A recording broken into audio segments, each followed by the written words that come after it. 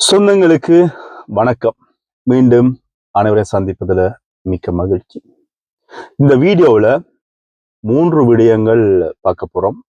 ஒன்று, முதலாவது டாக்டர் ராமநாதன் அர்ச்சுனா அவர்கள் சொன்ன இலங்கையில பெட்ரோல் தட்டுப்பாடு வரும் அப்படின்ற ஒரு விஷயத்த அவர் ஏற்கனவே தீர்க்கதரிசியாக ஒரு விஷயத்த சொல்லியிருந்தாரு. இது சம்பந்தமாகவும், அது மட்டும் இல்லாமல் பாராளுமன்றத்துல தொடர்ச்சியாக பாதிக்கப்பட்ட தமிழர்களுக்காக குரல் கொடுத்து வருகின்றமை, அதன் அடிப்படையில நேற்றைக்கு பாத்தீங்கன்னா பாராளுமன்றத்துல இந்த யாழ்ப்பாண அல்லது வடபகுதி அபிவிருத்தி உத்தியோகத்தர்கள் சம்பந்தமாக தன்னுடைய கருத்தை தெரிவித்தது மட்டுமே அவர்களுக்கு குரல் கொடுத்தமை சம்பந்தமாகவும், டாக்டர் ராமநாதன் அர்ச்சுனா பாதிக்கப்படுகின்ற மக்களுக்கு பெட்ரோல் இல்லை, நாட்டுல பிரச்சனை, இந்த QR கோட்ல இருக்கின்ற இடம்பெறுகின்ற அல்லது QR கோட்டால கொடுக்கணும் இந்த 15 லிட்டர் வாகன தொழில் செய்பவர்களுக்கு போதாது அப்படின்றத தெளிவூட்டுகின்ற பொழுது டாக்டர் ராமநாதன் அர்ச்சுனா பெட்ரோல் கேட்டு பாராளுமன்றத்துல அட்டகாசம் செஞ்சார் அப்படின்னு சொல்லி ஒரு சில ஊடகங்கள் செய்திகளை வெளியிட்டிருந்தன. இப்படி இந்த 3 விடயங்கள் சம்பந்தமாக இந்த வீடியோவில் பார்க்க போறோம். அதுக்கு முன்பதாக என்னுடைய சேனலுக்கு புதிதாக வருவர்கள் என்னுடைய சேனலை சப்ஸ்கிரைப் பண்ணுங்க, லைக் பண்ணுங்க, கமெண்ட் பண்ணுங்க. டாக்டர் ராமநாதன் அர்ச்சுனா மக்களுக்காக இப்படி கருத்துக்கள் அல்லது மக்களுக்காக பாராளுமன்றத்தில் குரல் கொடுக்கின்ற பொழுது இவ்வாறான தவறான கருத்துக்களை பெறப்போர்கள் பற்றி உங்களுடைய கருத்துக்கள் என்ன என்பதை என்னோடு தெரிவியுங்க. பாராளுமன்றத்தினுடைய அமர்வுகள் இந்த வாரம் இடம்பெற்றுக் கொண்டிருக்கின்றன. இந்த பாராளுமன்ற அமர்வுகள்ல பாத்தீங்கன்னா கடந்த ஒரு சில பாராளுமன்ற அமர்வுகள்ல எந்த விதமான காரசாரமான பேச்சுவார்த்தைகளோ அல்லது எதுவுமே பாத்தீங்கன்னா காரசாரமாக இல்லை அப்படின்னு சொல்லலாம். தொடர்ச்சியாக ஒரு ஒரு சில வாரங்கள் இடம்பெற்ற பாராளுமன்ற அமர்வுகள்ல இந்த ஈராக் பிரச்சனை அதனோட ஒட்டிய பிரச்சனைகளாகவே தொடர்ச்சியாக பேசுகின்ற தன்மை காணப்பட்டது. அதனால எந்த ஒரு பாராளுமன்ற உறுப்பினர்களும் அங்கே விறுவிறுப்பாக ஒரு விஷயத்தை பேசினார்கள் அப்படின்னு சொல்லி இல்லை. ஆனால் அதுக்கப்புறமாக இந்த ஒரு கப்பல் ஒன்றுல வந்தவர்கள் சம்பந்தமான விஷயங்கள், அதுல 80 பேர் இறந்திருந்தார்கள். அவர்களுடைய அந்த விடயங்கள் சம்பந்தமாக ஒரு சில விடயங்கள் பேசு பொருளாக பாராளுமன்றத்துல அமைந்திருந்தது. அதுக்கப்புறமாக அந்த பாராளுமன்ற அமர்வுகள் கடந்த வாரங்கள முடிந்து விட்டது. நேற்றைக்கு பாராளுமன்ற அமர்வுகள் ஆரம்பித்த பொழுது பாராளுமன்றத்துல ஊழல் ஆணைக்குழு சம்பந்தமான விவாதம் பேசு பொருளாக இருக்கின்ற பொழுது கௌரவ பாராளுமன்ற உறுப்பினரும் டாக்டருமாகிய ராமநாதன் அர்ச்சுனா அவர்கள் அந்த விடயங்கள், அதாவது வடபகுதியில இவ்வளவு ஊழல்கள் இடம்பெற்றுக் கொண்டிருக்கிறது, வடபகுதியில தெல்லிப்பளை வைத்தியசாலையில் இடம்பெற்ற ஊழல்கள் சம்பந்தமாக, அது மட்டுமில்லாம இந்த 330 கண்டெய்னர் சம்பந்தமான ஊழல்கள் சம்பந்தமாக, இதர அரச உத்தியோகத்தர்கள், இதர நிறுவனங்கள் அதுகளில் இடம்பெறுகிற ஊழல்கள் சம்பந்தமாக, வைத்தியசாலை ஊழல்கள் சம்பந்தமாக கௌரவ பாராளுமன்ற உறுப்பினர் டாக்டர் ராமநாதன் அர்ச்சுனா அவர்கள் பாராளுமன்றத்தை தெரியப்படுத்தப்பட்ட பொழுதும் இதுவரை அந்த ஊழல் ஆணைக்குழு எந்த விதமான விசாரணைகளையும் நடத்தப்படவில்லை அப்படின்ற விஷயத்தை பாராளுமன்றத்துல சுட்டிக்காட்டியது மட்டுமில்லாமல் இந்த வடபகுதியில இருக்கின்ற அபிவிருத்தி உத்தியோகத்தர்கள் அல்லது படித்து விட்டு அபிவிருத்தி உத்தியோகத்தர்களாக பணியாற்றவர்களை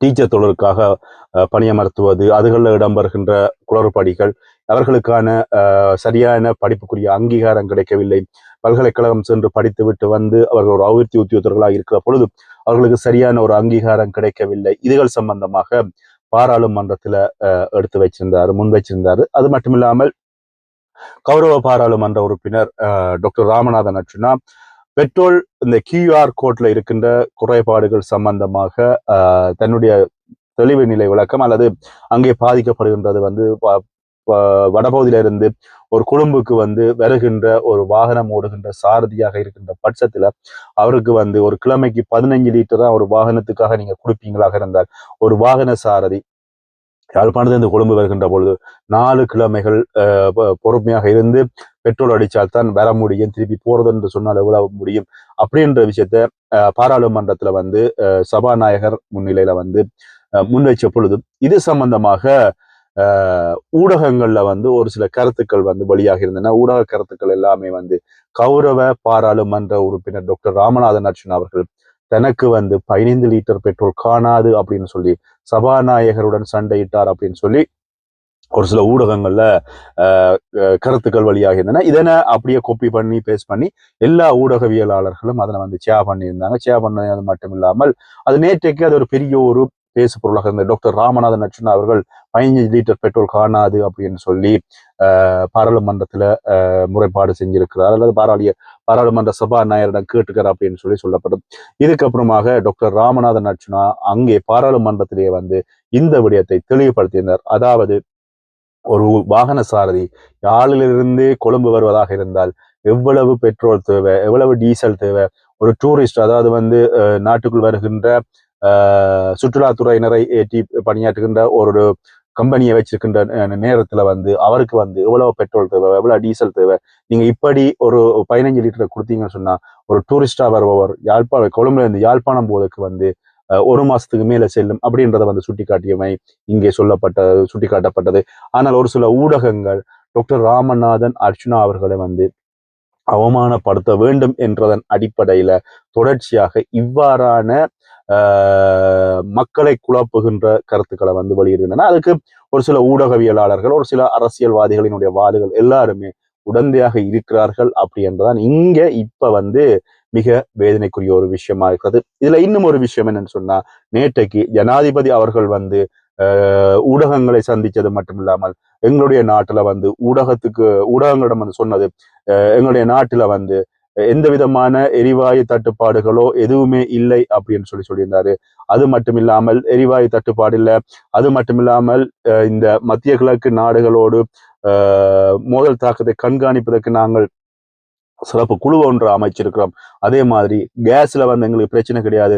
38,000 மெட்ரிக் டன் கேஸ் வந்து எங்களிடம் இருக்கிறது. அது மட்டும் இல்லாமல் 33,000 மெட்ரிக் டன் கேஸ் வந்து வெகு விரைவில் வரும். எரிபொருள் இறக்குமதிக்கான ஒப்பந்தங்கள், அது மட்டும் இல்லாமல் மாற்று திட்டங்கள் வந்து தயாராக இருக்கின்றன. அது மட்டும் இல்லாமல் இந்த QR கோட் சிஸ்டத்துல வந்து பல்வேறுபட்ட சிக்கல்கள் இருந்தாலும் 5 மில்லியன் பேர் வந்து பாத்தீங்கன்னா சொன்னா பதிவு செஞ்சிருக்கிறாங்க. இலங்கையினுடைய தகவலின் அடிப்படையில வந்து 6 மில்லியன் வாகனங்கள் அங்க பதிவாயிருந்தாலும் கிட்டத்தட்ட இந்த 80-90% வாகனங்கள் பதிவு செய்யப்பட்டிருக்கின்றன. அது மட்டும் இல்லாமல் இப்ப அத்தியாவசிய சேவைகளுக்கு பாதுகாப்பான எரிபொருள் வந்து இருப்பில் இருக்கிறது அப்படின்னு சொல்லி உணவு பற்றாக்குறை வந்து எந்த பிரச்சனையும் இல்லை. 3 மாசங்களுக்கு தேவையான உணவுங்களிடம் இருக்கிறது. அப்புறம் வந்து பாத்தீங்கன்னா போர்நிலை மோசமடையுமானால் எதிர்கால முடிவுகள்ல வந்து மாற்றங்கள் அப்படி என்று சொல்லி மக்கள் வந்து எந்தவித அச்சங்களும் கொள்ள தேவையில்லை அப்படின்னு சொல்லியும் சொல்லப்படுவது மட்டுமில்லாமல் தனியார் நிறுவனங்கள் வந்து உங்களுக்கு தேவையான எரிபொருட்களை நீங்க டொலர்ல பணம் செலுத்தி உங்களுக்கு தேவையான நீங்க பெற்றுக்கொள்ளலாம் அப்படின்னு சொல்லி இப்படி நிறைய விடயங்களை வந்து ஜனாதிபதி அவர்கள் ஊடகங்களிடம் அல்லது ஊடக சகோதரிடம் வந்து அவர்களை சந்திச்சு பேசியிருந்தாரு. ஆனால் அதனை தாண்டி நேற்றைக்கு மாலையில இன்னும் ஒரு செய்தி பார்க்கக்கூடிய இருந்தது. இல்ல எந்த ஒரு நிறுவனங்களும் கைச்சாத்திடவில்லை, பெட்ரோல் தட்டுப்பாடு வரும் அப்படின்னு சொல்லி. ஆனால் கௌரவ பாராளுமன்ற உறுப்பினர் டாக்டர் ராமநாதன் இந்த ஈரான் போர் வருவதற்கு முன்னரே வந்து இலங்கையில வந்து பெட்ரோல் பிரச்சனை வந்து விட்டது அப்படின்ற ஒரு பிரச்சனையை வந்து சொல்லி இருந்தாரு. அது சொன்னது மாதிரி தொடர்ச்சியாக அந்த பிரச்சனைகள் வெளியே வந்திருந்தோமா, உண்மையில வந்து அவர் ஒரு தீர்க்கதரிசியா சில விஷயங்களை முற்கூடிய சொல்றது வந்து அவருடைய சிறப்பியல்பு. இதுல இன்னும் ஒரு விஷயம் என்னன்னு சொன்னா, இந்த பல்கலைக்கழக மாணவர்கள் பாத்தீங்கன்னு சொன்னா அவர்களுக்கான விசாரணை, அதாவது என்ன காரணம் என்றால் கடந்த இலங்கையினுடைய சுதந்திர தினத்தினன்று இலங்கையினுடைய சுதந்திர நாளன்று எங்களுக்கு வந்து இது கருப்பு நாள் அப்படின்னு சொல்லியும் இலங்கையினுடைய தேசிய கொடியை கீழே போட்டு வைத்தார்கள் அப்படின்ற அடிப்படையில பல்கலைக்கழக மாணவர்கள் 6 பேருக்கு வந்து சிஐடி அதாவது குற்றப்புலனாய்வு பிரிவினரால் விசாரணைக்கு அழைக்கப்பட்டிருந்தார்கள். இந்த நேரத்துல வந்து இது சம்பந்தமாக கூட டாக்டர் ஏற்கனவே சொல்லியிருந்தார், தம்பிகளா நீங்க உங்களோட வேலைகளை பாருங்க, நீங்க தயவு செஞ்சு உங்களுடைய வாழ்க்கையை பாழாக்கிடாதீங்க, படிக்கிற வேலையை மட்டும் பாருங்க அப்படின்னு சொல்லியிருந்தாங்க. ஆனா யாருமே இதனை கேட்கல. எல்லாருமே என்ன செய்தார் நினைத்தார்கள் சொன்னா, டாக்டர் வந்து தேவையில்லாம கதைக்கிறார். குறிப்பிட்ட அந்த பல்கலைக்கழக மாணவ தலைவர்கள் கூட கௌரவ பாராளுமன்ற உறுப்பினர் டாக்டர் ராமநாதன் அர்ச்சுனாவை ஊடகங்களிடம் வந்து அவமானப்படுத்தியிருந்தாங்க. இந்த இடத்துல ஒரு விஷயத்தை நான் குறிப்பிட வேண்டும்.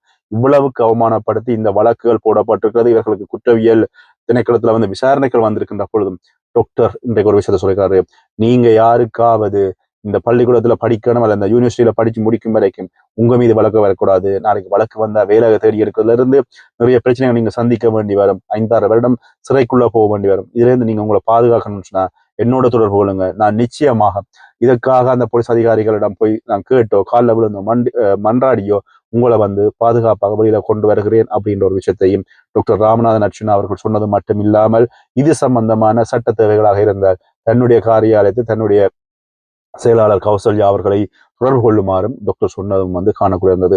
இந்த நேரத்தில் ஒரு விஷயத்தை நான் குறிப்பிட்டு இந்த வீடியோ முடிக்கலாம்.